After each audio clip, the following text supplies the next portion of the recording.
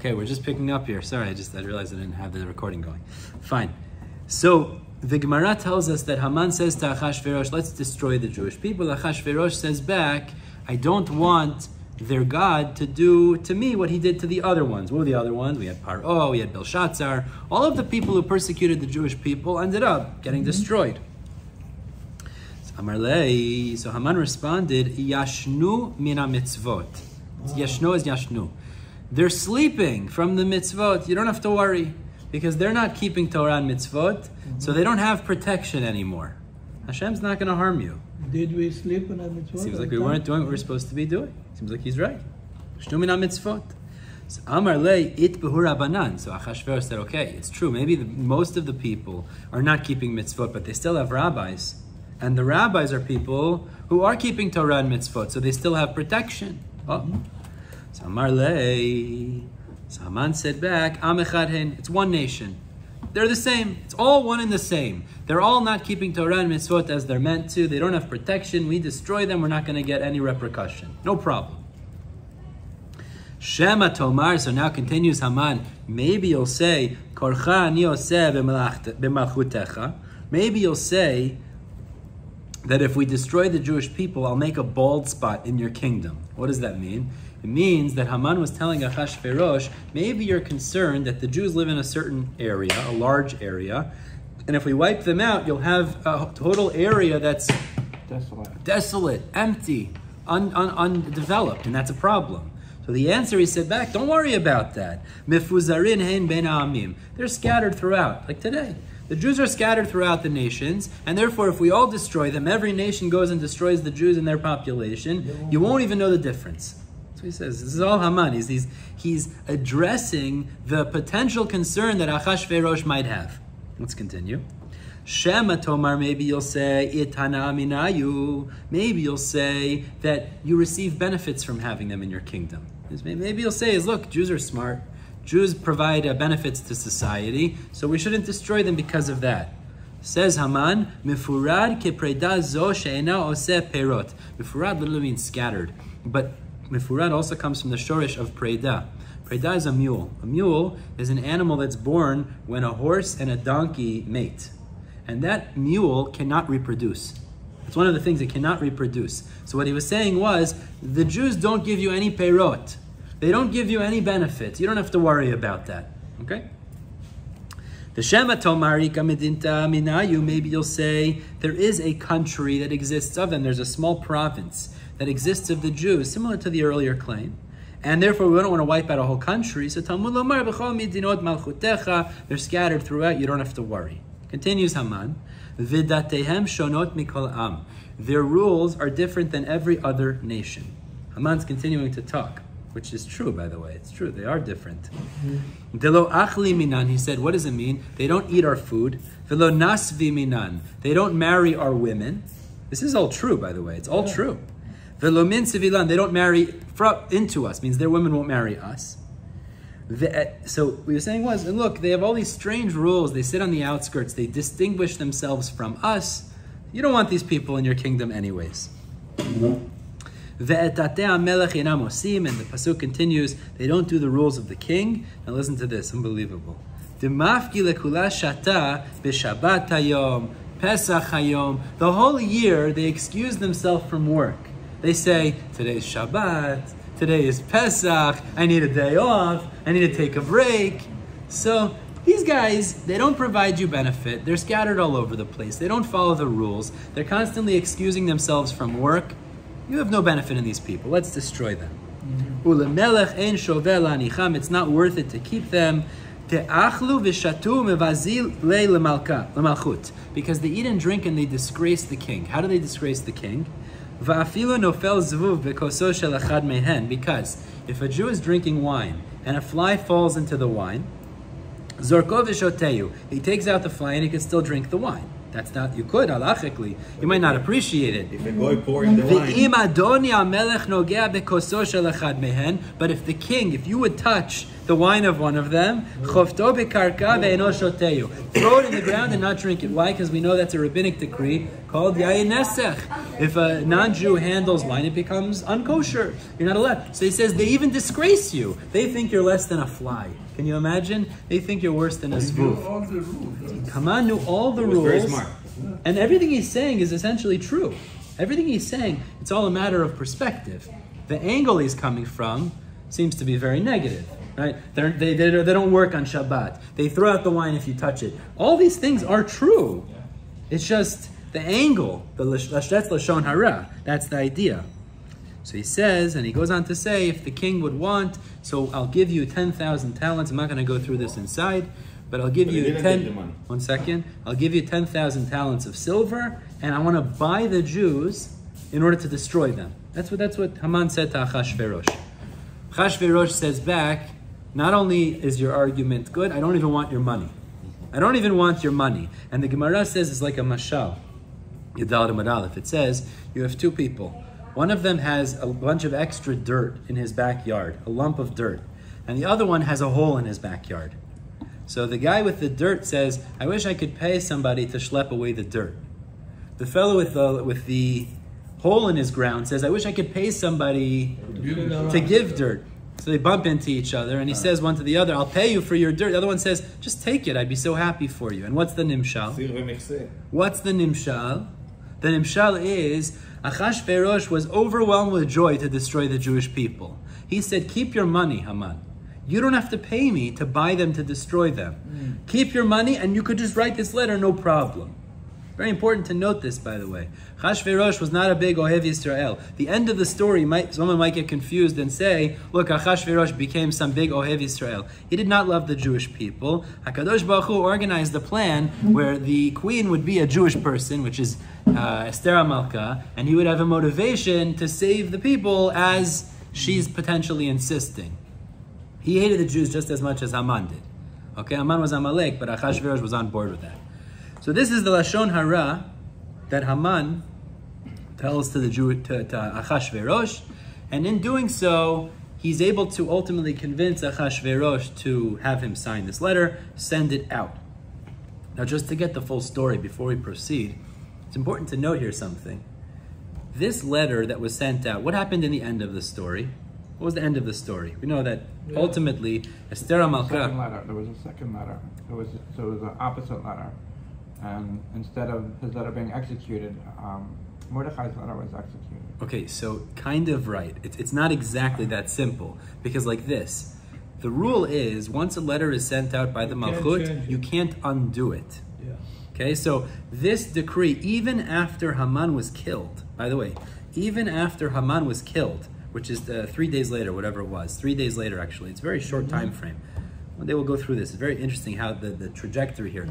Haman was killed, meaning it was after the two parties that Esther HaMalka made. Haman was hung on the gallows, but there was still an active letter. Decree to kill the Jews. Exactly, that in Adar, which was about 11 months in the future, the nations of the world would gather together and destroy all the Jewish people.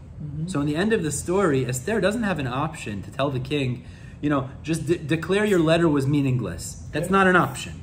So the only option is, what Yosef was pointing out, they wrote a third letter actually. There was one before which we didn't discuss.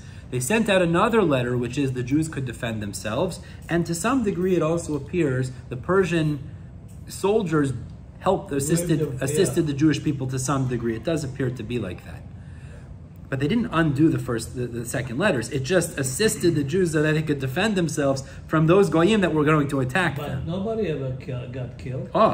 And that's what ended up happening, Baruch Hashem, is that the Jews defended themselves. They were able to kill their enemies, and we celebrate Purim on that day, the 14th of Adar, when they fought actually. But these letters that Haman was pushing for here, they were not undone. They were still upheld. They still fought the Jews on the 14th of Adar. It still happened. The 13th was the fight. 13th and 14th, correct. But in Shushan, it was the 14th additional fight. Correct, right. And then the 15th was Shushan. You're right. But the point is you see very clearly, these letters were not undone. Haman was extremely successful in his plan. Even after he was killed, these letters still prevailed. And without the last letters, perhaps, chas v'shalom. It seemed like the letter they sent is let the soldier defend the Jewish people. You have to look at it. So, The Psukim is not so simple. Therefore, nobody could fight him because the soldier got There still was fighting. There still was fighting. There was fighting? There was still fighting because the Psukim tell us clearly people were killed. Nobody, Yeah. got I don't know killed? I don't know Jewish, but the enemies were. Definitely, there was fighting. It's a huge miracle because you said Achashverosh hated the Jewish people. Correct. So the fact that it was that because of Esther, I Right. guess because of his love for Esther, Right. Yeah, so he that's- switched it. It's not miracle. Amazing. It is. There is it's still miraculous. This is Bichlal. This is obviously there's Yad Hashem You involved love here. a woman, you do anything. Do you crazy can. things, huh? But listen to this, Chevra. Let's go through. What did Haman say? Let's go through a couple of things that Haman was saying. Let's go through a couple of them. He said, they won't eat and drink. They won't drink our wine. Right? If we touch it, they won't drink our wine. They won't eat our food. They say today's Shabbat they can't work. They won't marry our women. Is any of this not true? Is any of this not true? Very true. But the way you say it is like they're very bad people that they do all this. That's what they did in the Holocaust. The Nuremberg It's all laws. true. They We can't mention drink their facts. wine. We can't eat their food. We can't marry their women. We have to stop working on Shabbat. All of these things are true. So the Gemara is telling us Haman, there was no one who could say lashon hara like Haman. What does that mean, really? What is that really saying? Take He good was things able and to he take turn the it truth and around. twist it It's all true. to a higher, It's all true. and twist the truth Yeah. into something. Exactly. And that's Not lashon even hara. twist it. Right. Say the way it is. It's believable because it's actually true. But now this brings me to a very strong question, and I think this tells us a very powerful lesson. In Parashat Beit Hanan, Moshe Rabbeinu is talking to the Jewish people, and he talks to the Jewish people about keeping Torah and Mitzvot. So somebody might say, this is what he's telling us.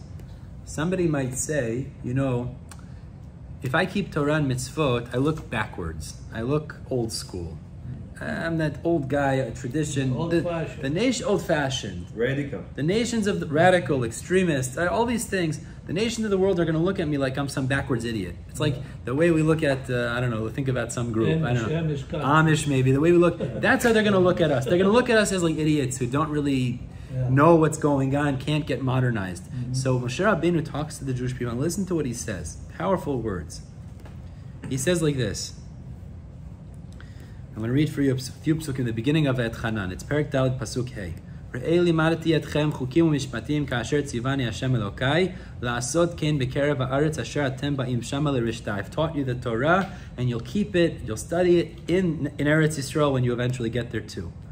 U'shmartem va'asitem, you'll guard it and you'll perform. Ki hi chochmatchem u'binatchem le'enei ha'amim. That is what will make you intelligent and knowledgeable in the eyes of the nations. Asher yishma'un et kol hachukim ha'ele, that you listen to all of these. They'll hear all of these decrees. V'amru, and they'll say, Rak am chacham v'navon hagoy hagadol hazeh. What an intelligent, sophisticated nation these Jews are. What's Moshe Rabbeinu telling us? He goes on, beautiful stuff, but these psukim are so nice. But what is Moshe Rabbeinu telling the Jewish people? That when we keep Torah, we learn Torah, we perform Torah, not only are they not going to look at us as backwards, old-fashioned and lost, they're going to say, look at these people who keep Torah and Mitzvot, they're brilliant, they're genius. That is your chokhmah. Ki hi chokhmatchem ubinatchem le'enei ha'amim. They're going to look at you and say, you guys are brilliant. Why? Not because you do great in technology and do great in science, because of the Torah that you're studying and keeping. Anybody say that today? So, what do we have here? Moshe Rabbeinu is telling us haftacha. He's telling us the reality is, when we keep Torah and Mitzvot, they're going to look at it and say, because of that Torah and Mitzvot that you're doing, that you're keeping, the nations of the world are going to look at you and say, that's your brilliance. But now that creates a big dilemma for me. Yosef's saying the second step, but before that, Haman, what is the second step? I'll tell you the second. Haman is telling Achashverosh all of the things that we do. Yeah. And that's the things that make us look Very Good. bad. Yeah. And Moshe Rabbeinu says, these are things, that's chokhmatchem v'binatchem le'nei ha'amim. It's hard to say. This is a major contradiction. On one hand, Moshe Rabbeinu tells us, you keep Shabbat, the Goyim are going to say, look at this brilliant nation. You keep Kashrut, Look at this Am Chacham and Avon. Yeah. Beautiful nation. But Haman is using those things against us so as to prove that we're backwards and we're easily to be defeated. Pshat. Seems to be a very The way blatant that he said it? contradiction. Okay, that's true, but in the end of the day, if he utilized, it's all information. And Yosef's saying the second step, which is unfortunately also true, is today, Nobody think that very often they look at things we do and they say like, oh, what is this shtuyot that they're doing? Right. So what's Moshe Rabbeinu teaching us, and what is Haman abusing or misusing in order to show that we're foolish? It's a huge lesson. Yosef, what do you want to say? You look like you want to say something. You don't want to say something? No? We want some big ziri. No. No. No pressure. I thought you wanted to say something. It's just that it's what's happening then by Haman's time is exactly what's happening in this time, and it's been happening forever. Essentially, the look is that they're not with us, and the Torah is saying they're going to look at you differently. So there has to actually be, the Torah has to be right. So the Torah has to be right. So how come the Torah isn't right? It's a huge question. Listen to this pshat, Chaver. Listen to this. And his mamish hit me like a ton of bricks, but it has to, I think this is Pasha pshat, simple pshat. Mamish simple pshat. Let's say there's a person, okay? He has difficulty with tefillah. He has a hard time with tefillah, right? He has a hard time with tefillah. He's sometimes late to minyan, or he has a hard time kavanah. He doesn't necessarily take it so seriously, right? He'll run out 10 minutes early, run in 10 minutes late. I'm not saying anybody particularly, but let's say there's such a thing, it exists. Not in this show, we don't have anybody. Saying, this is the idea, a mashal, parable. This is not a nimshal, a mashal. That guy runs out of work and he tells his boss, I need to go to mincha. But the problem is, his boss is a guy, he doesn't care. He sees that the other day when the football game was on, You go to the food. he goes to watch the football game. So what's the message then? The example, What's the message the then? way that you show. If you assimilate, if you're doing things, Yashnu min ha-mitzvot. Yashnu min ha-mitzvot. Yeah. You want to use an excuse, Pesach hayom, Shabbat hayom, I won't eat your food because I can't be with you. But at the same time, you're not taking it seriously? What do the goyim do? They could see the bluff. Yeah. What an example we give. That's not passionate Judaism. It's like Hilul Hashem. It's missing. And they say you're abusing Judaism as an excuse when it's convenient for you. Yeah. When it's convenience, then you. You're abusing Judaism. You're using it as an excuse to avoid certain things. Shabbat hayom. It is Shabbat hayom. Yeah, but one second. But how seriously do they take Shabbat? The other time, Yashnu min ha-mitzvot. So if they're going to the ocean then that same day, but you want to take off of work, mehechatesi, how do you know you can take off of work? Yeah. So what Haman is saying is also true.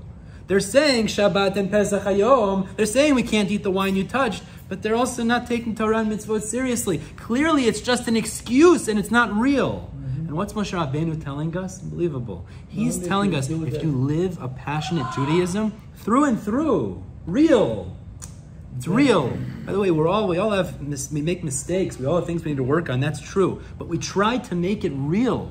If we make it real, so they're going to look at us and say, Am Chacham ben Avon. There's no question. I think it's more like we have those Jewish people. They're not shomer or mitzvot at all. I'm not talking So about people they're who don't know. looking at them, People who say, don't know. Okay, you're right. You You go know apply what I mean? that. But let's talk about It's people who those know. guys- We know better.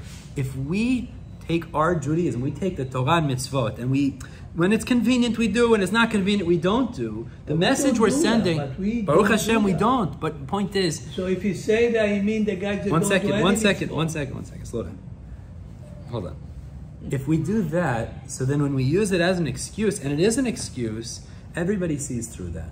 It looks like we are young. Terrible, terrible. So just as back to the example, if that guy runs out of work, I need to go to mincha. But yesterday when mincha was happening, you didn't care to run out to mincha because you had something in your mind more We important. didn't even pray. So they're going to say these guys are jokers. And this is a backward society. You're just utilizing it as an excuse to get out of something that you don't want to be involved with right now. But Moshe Rabbeinu is telling us, Am Chacham and Avon, if we really live a passionate Judaism. And again, to be fair, we all have things we need to work on. That's without question. but we recognize where we're lacking and we work on those things. When they look at us and see us keeping Torah and Mitzvot, they're going to say, what a brilliant, sophisticated nation this is. But they could see through the fake too. And then they're going to say we're backwards. Unbelievable. And so Haman's coming to Achashverosh. They're claiming Pesach Hayom, Shabbat Hayom, etc. But Yashnu min mitzvot. That's something that, and that goes over perfectly. That's not Am Chacham min Avon. It's not Hashem. I'll just finish off with this. Yosef's right. Even though Yosef's doing something else right now. Yosef's right. Baruch Hashem, we're all very serious. I think they're looking at the other people, but Jewish I'll just say like this. It doesn't matter. Everyone Yosef has the collective. things they need to work on. Maybe that's in tefillah. Maybe it's in kashrut. Maybe it's ben adam lachaveiro. Maybe it's in Shabbat. We all have things we need to work on. But what we want to do is through and through.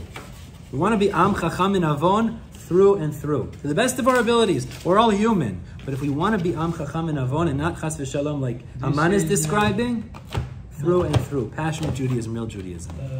Zat Hashem, our learning today was a zechut, as refuah shleima, a speedy recovery for Yaakov ben By the Dinah. way, And I wish everybody a wonderful week. Yosef, what do you want to add, please? this is Baruch Hashem. I just want to say that Grand Matan. the Jewish people in that time went to Achashverosh's party, and that was a huge red flag. I mean, Haman wanted to make a case, and you were a good lawyer, and you were prosecuting Right, it. right.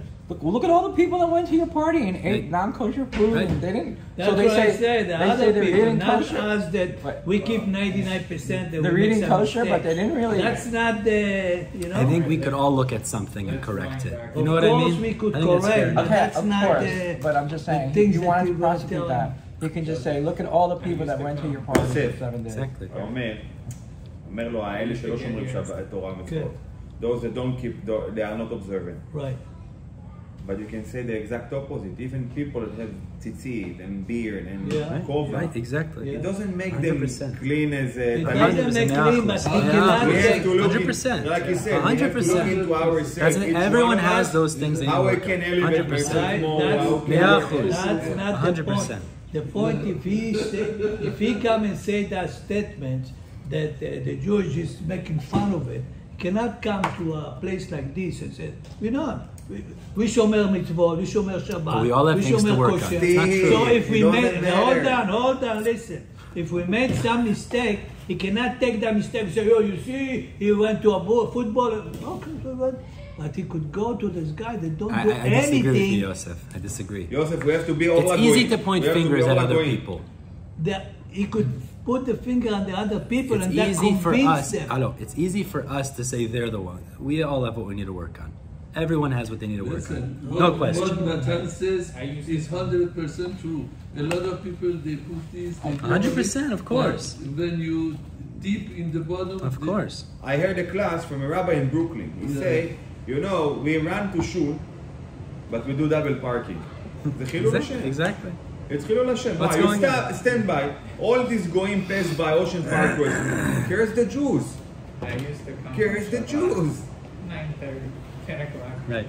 Almost, maybe I would make it to the lady, Right. to the Torah. Right. That was my thing. Right.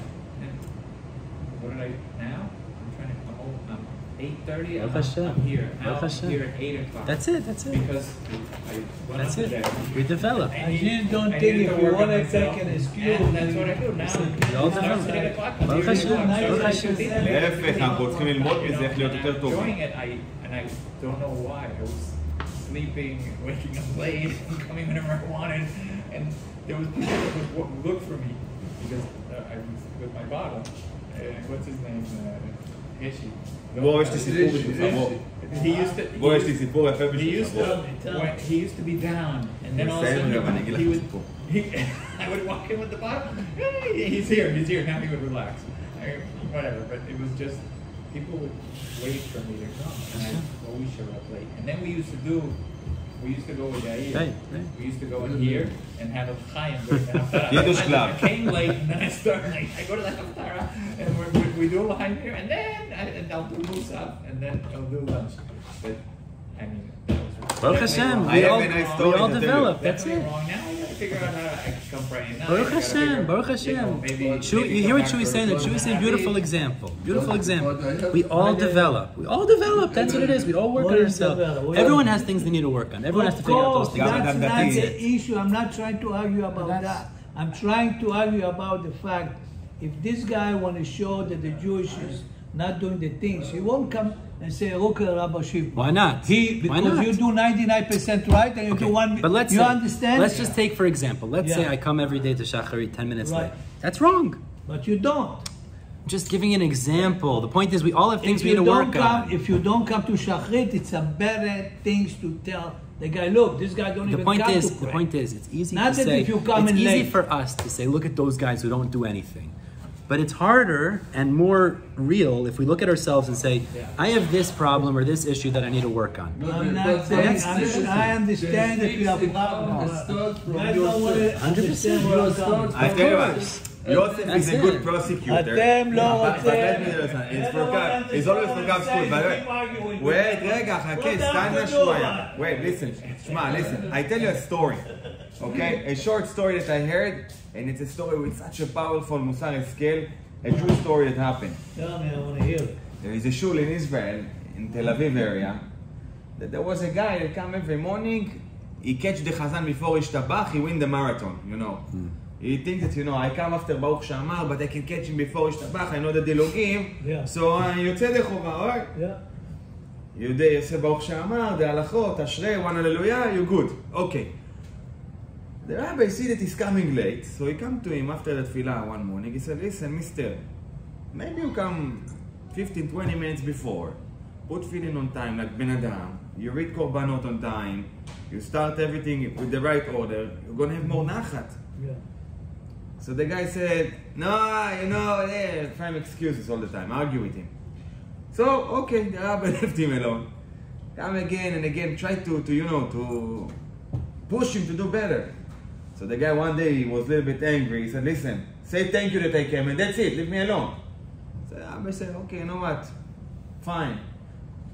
I'm not going to continue with this because it's going to get worse. He left him alone. A year later, see this guy coming for Patach Eliyahu even, you know, doing halachot Shabbat with Rabbi Shifman before the prayer. Come like me, you mean? Yes, כמו יוסף מנגד. He's coming to shul on time, you know, and it's like it's constant, you know, it's not like he had like a glitch or something. So, Rabbi said, you know what, I gotta find out what's going on with this. So he said, Baruch Hashem, Chazak u'Baruch, זה יופי, I see you come every morning on time. I said, Rabbi, my words that I spoke to you last year came back to me like an arrow to my heart. I said, what happened? I said, I have a factory for fabrics in Achalat Binyamin. For those who live in Israel before, they know where is the areas to buy fabrics for clothing stores and whatever, next to Shuk HaKarmel. So I told him, you know, I went to the factory one morning and there was איך אומרים קצר? Something burned in the electric, okay? And he started to get in fire.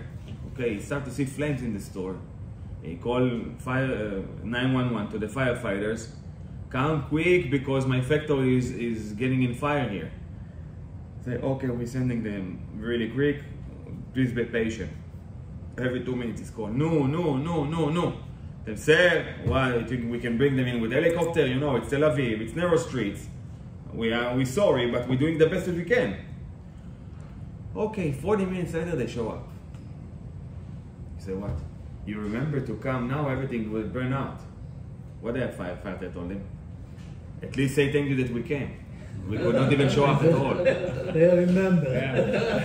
What? He told him, Rabbi, I felt so bad. Like I'm doing a condition to HaKadosh Baruch Hu.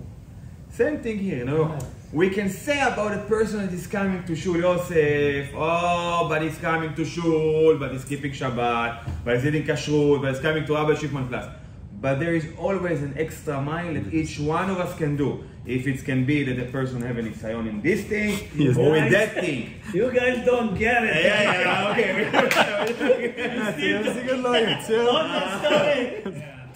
But each one of us can do better. Each one